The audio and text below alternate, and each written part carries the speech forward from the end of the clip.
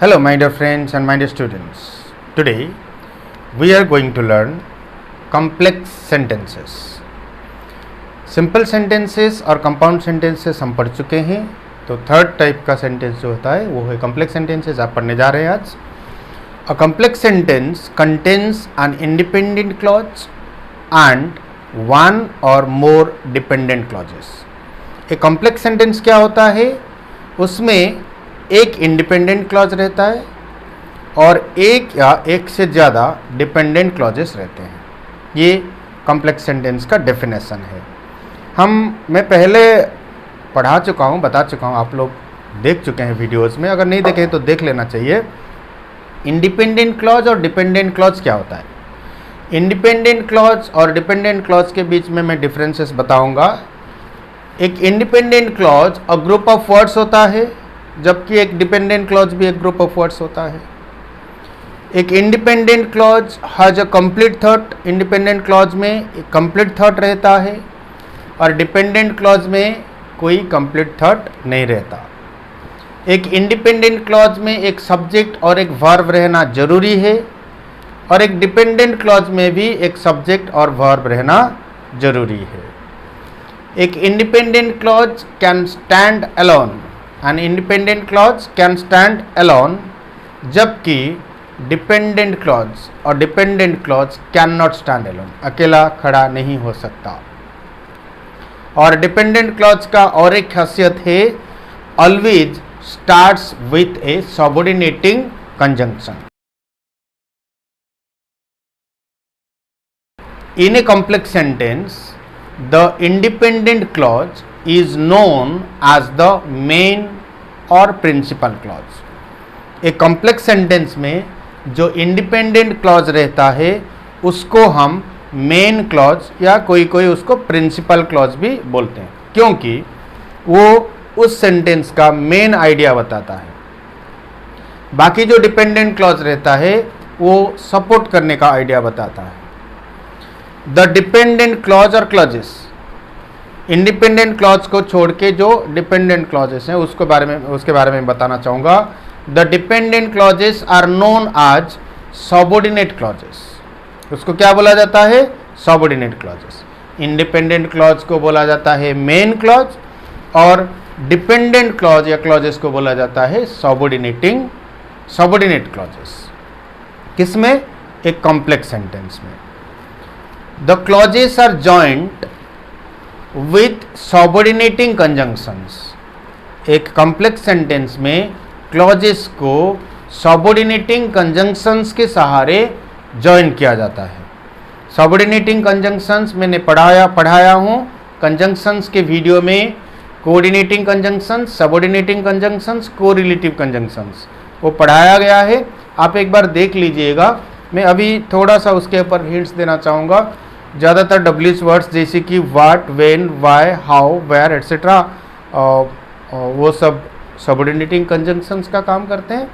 और that, if, after, it's बहुत सारे सबऑर्डिनेटिंग कंजंक्शंस है, उसका मैंने लिस्ट दिया था उस वीडियो में, वो आप देख लेंगे तो पता चल जाएगा। तो हमें ये जानकारी मिली कि एक सबऑर्डिनेट क्लॉज या कॉम्प्लेक्स सेंटेंस के अंदर जो डिपेंडेंट क्लॉज रहते हैं वो हमेशा एक सबऑर्डिनेटिंग कंजंक्शन से ही शुरू होते हैं। अ कमा is used after the dependent clause if it comes first. ये पॉइंट का मीनिंग क्या है, मैं अभी बताया। एक कॉम्प्लेक्स सेंटेंस में ये हो गया एक इंडिपेंडेंट क्लॉज और ये हो गया एक डिपेंडेंट क्लॉज। और एक बार मैं क्लियर करना चाहूँगा, इंडिपेंडेंट क्लॉज का कंप्लीट थॉट रहता है, ये मेन क्लॉज होता है। इसका कंप्लीट थॉट नहीं रहता है डिपेंडेंट क्लॉज का, और ये सबऑर्डिनेट क्लॉज रहता है। ज़्यादातर क्या होता है, पहले इंडिपेंडेंट क्लॉज सेंटेंस में दिखाई देते हैं और बाद में डिपेंडेंट क्लॉज। लेकिन अगर उल्टा हो गया, पहले डिपेंडेंट क्लॉज यूज किया गया है तो ये डिपेंडेंट क्लॉज के बाद एक कमा यूज किया जाता है। मैं आपको एग्जाम्पल के जरिए समझा दूंगा। तो चलते हैं, कुछ एग्जाम्पल्स देखते हैं। Everyone laughed when I told a joke.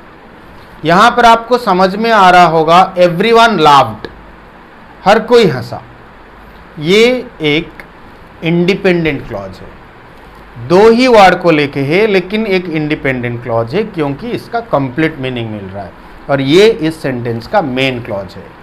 उसके साथ जो जुड़ा गया है when I told a joke, जैसे कि मैंने बोला था एक सबऑर्डिनेट क्लॉज हमेशा सबऑर्डिनेटिंग कंजंक्शंस के साथ शुरू होते हैं।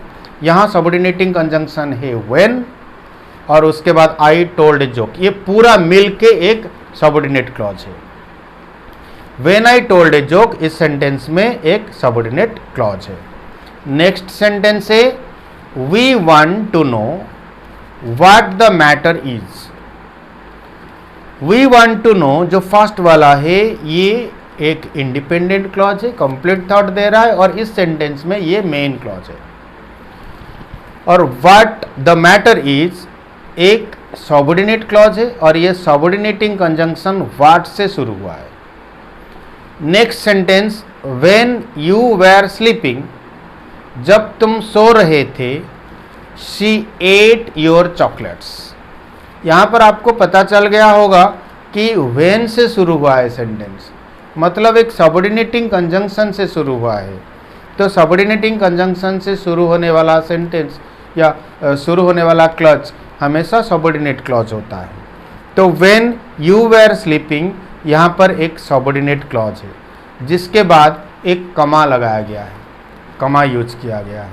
उसके बाद सी एट योर चॉकलेट्स ये हो गया हमारा इंडिपेंडेंट क्लॉज या फिर मेन क्लॉज।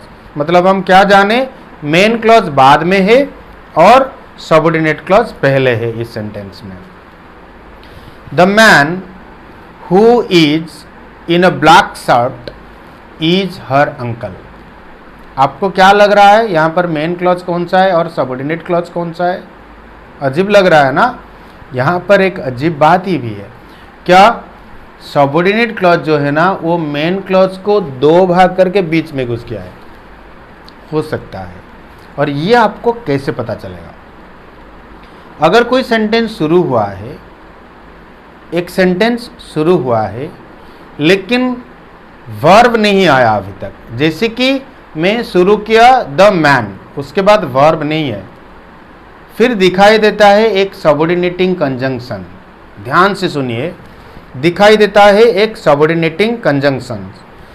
तो आपको वहीं से पता लगाना पड़ेगा कि यहां से शुरू हो गया एक सबऑर्डिनेटिंग क्लॉज, सबऑर्डिनेट क्लॉज, तो ये या फिर सपोर्टिंग क्लॉज। तो ये सबऑर्डिनेट क्लॉज जब शुरू हुआ कहां तक जाएगा? Who is in a black shirt, जो कि एक ब्लैक शर्ट में है, उसके बाद और एक वर्ब आ रहा है इज। तो ये पहला वाला टुकड़ा था द मैन, जिसके बाद कोई वर्ब नहीं था, एक सबऑर्डिनेट क्लॉज फिर आ गया और सबऑर्डिनेटिंग कंजंक्शन के साथ। उसके बाद और एक बार आ गया इज जो वर्ब, वहाँ से और दूसरा टुकड़ा आपको लेना है, बटोरना है। तो यहाँ पर मेन क्लॉज क्या हो गया? The man is her uncle who is in a black shirt. तो इसको हम ऐसे भी बोल सकते हैं, the man who is in a black shirt is her uncle. Next आ गया आई डू नॉट नो या I don't know why they are shouting. I do not know आपको पता चल गया होगा, ये एक मेन क्लॉज है या फिर इंडिपेंडेंट क्लॉज है। वाई दे आर शाउटिंग एक सबऑर्डिनेट क्लॉज है। वुड यू शो मी, तुम मुझे दिखाओगे क्या? Where you have dropped the ring. Where हो गया सबऑर्डिनेटिंग कंजंक्शन और यहाँ से शुरू होता है सबऑर्डिनेट क्लॉज। तुम मुझे दिखाओगे क्या वो रिंग तुमने कहाँ गिरा दिया। तो इस सेंटेंस में से कुछ सेंटेंस में से आपको एक चीज़ ये लग रहा होगा कि WH वर्ड से शुरू हो रहा है लेकिन क्वेश्चन नहीं बन रहा है। ध्यान से सुनिए, मैं यहाँ एक बहुत ज़रूरी बात बोलने वाला हूँ। Please be careful and listen to me. Questions दो तरह के होते हैं, ये मत सोचिए कि मैं इससे अलग चला गया, इसकी बात ही बोल रहा हूँ। क्वेश्चंस दो तरह के होते हैं। मैं WH क्वेश्चन एस और नो क्वेश्चन नहीं बता रहा हूँ। WH क्वेश्चन हो या एस और नो क्वेश्चन, कोई भी क्वेश्चन हो, डायरेक्ट क्वेश्चंस होते हैं और कुछ इनडायरेक्ट क्वेश्चंस होते हैं। इनडायरेक्ट क्वेश्चन किसे बोला जाता है?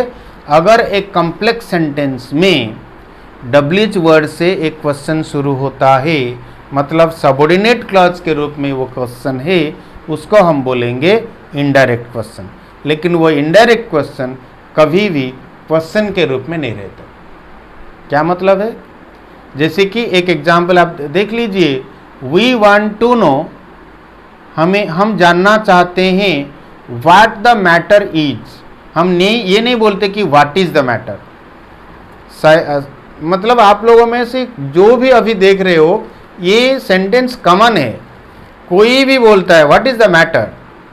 यहां पर क्या होता है, व्हाट को छोड़ने से पहले आता है ऑक्सिलरी, इज द मैटर।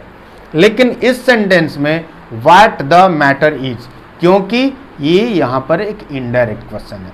मैं ये बोलना चाहता हूं कि एक इनडायरेक्ट क्वेश्चन में ऑक्सिलरी पहले नहीं रहता WH वर्ड के बाद, या फिर वो क्वेश्चन के रूप में नहीं रहता, वो नॉर्मल एक पॉजिटिव सेंटेंस के रूप में रहता है, और उससे पहले एक WH वर्ड रहता है।